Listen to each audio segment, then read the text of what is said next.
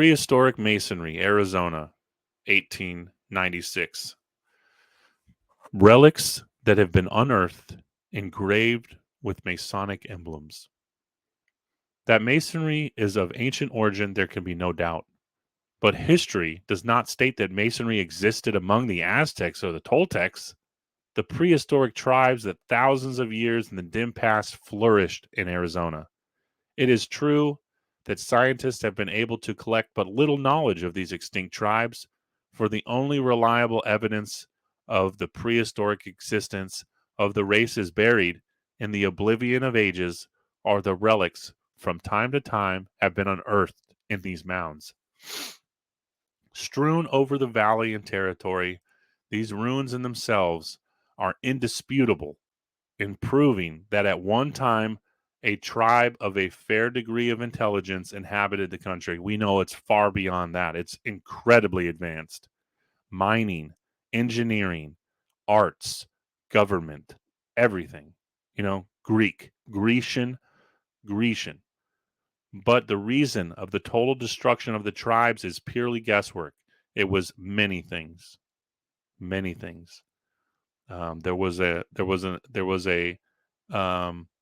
destruction by fire. There was a destruction by water. There was a flood. There was a petrifaction event, an electrical event. Many things.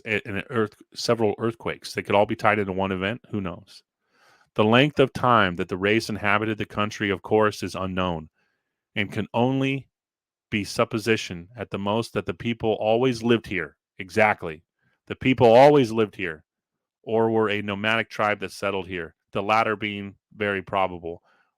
We already know. This is an older article. As we get into the 1920s, they're digging 40, 100 feet below ground and finding older and older and more advanced building. So the buildings get more advanced. These people were always here.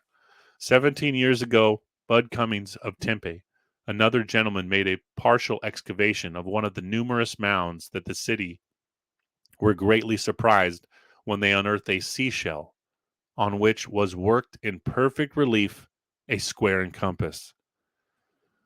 Now, you already know the geometry that exists in a seashell and how it already is kind of a perfect example of God's harmony. God's, geometric works, how he ascribes in the physical, bringing from the spiritual realm into the physical realm, and geometry is a big part of that. A seashell is just like a perfect artistic representation of that transition between the two worlds.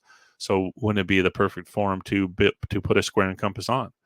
The shell had evidently been worn as a charm around the neck, as a hole was through the shell. So think about that. You see Masons today, often it's a ring, but you see some pendants.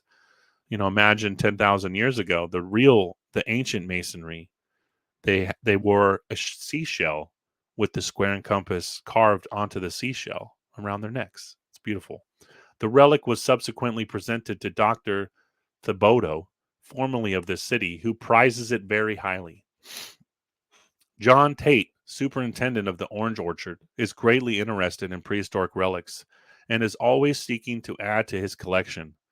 About a year ago, he was in the Indian village east of the city for the purpose of collecting relics from the Indians. He met a squaw, and after hard work was made, her understand of what he was seeking, she entered her habitation and from the ground dug up an old olla filled with ornaments, both prehistoric and the handiwork of their tribe. The ornaments were attached to a string, and in looking them over, Mr. Tate's attention was riveted on a small charm of red sandstone, on which was plainly engraved the square and compass. He purchased the relic, and it is the most valuable of his collection. A prominent Mason, a sort, while ago, offered him a fabulous price for the emblem, but he would not part with it.